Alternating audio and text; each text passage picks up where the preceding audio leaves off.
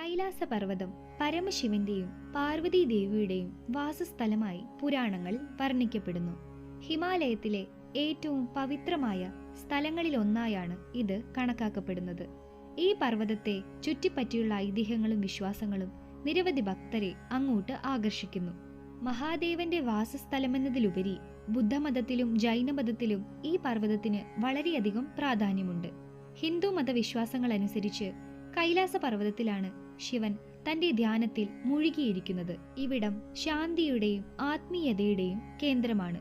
ശിവൻ തന്റെ എല്ലാ ശക്തിയോടും കൂടി ഇവിടെ വസിക്കുന്നു എന്നാണ് വിശ്വാസം. കൈലാസത്തിൽ വെച്ചാണ് ശിവൻ സംഹാരരുദ്രനായി മാറുന്നതും വീണ്ടും സമാധാന രൂപം കൈക്കൊള്ളുന്നതും. ഈ പർവ്വതത്തിന്റെ മുകളിൽ വസിക്കുന്ന ശിവന്റെ സാന്നിധ്യം ഭക്തർക്ക് ആത്മീയമായ ഉണർവ് നൽകുന്നു. കൈലാസ പർവ്വതത്തിൽ ശിവനും പാർവതിയും ഒരുമിച്ച് വസിക്കുന്നതിനാൽ ഇത് ദാമ്പത്യ ബന്ധങ്ങളുടെയും പ്രണയത്തിന്റെയും പ്രതീകമായി കണക്കാക്കപ്പെടുന്നു.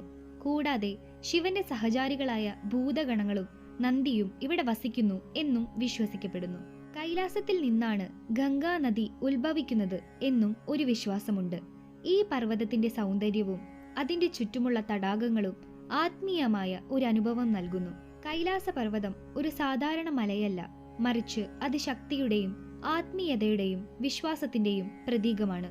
ഓരോ ഭക്തനെയും സംബന്ധിച്ചിടത്തോളം കൈലാസം കേവലം ഒരു പർവ്വതമല്ല, മറിച്ച് അത് ശിവന്റെ സാന്നിധ്യം നിറഞ്ഞു നിൽക്കുന്ന ഒരു പുണ്യസ്ഥലമാണ്.